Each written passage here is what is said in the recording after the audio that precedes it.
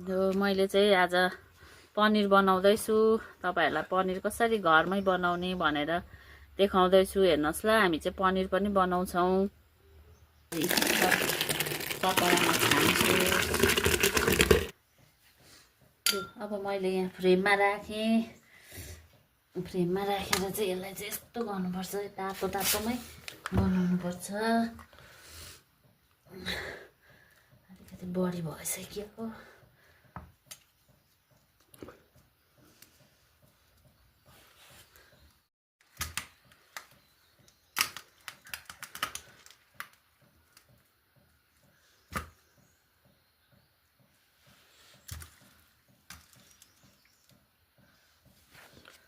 अब एकछिनमा चाहिँ यो अघि बनाएको पनिर यस्तो भयो भनेर हाल्नु पर्यो नि।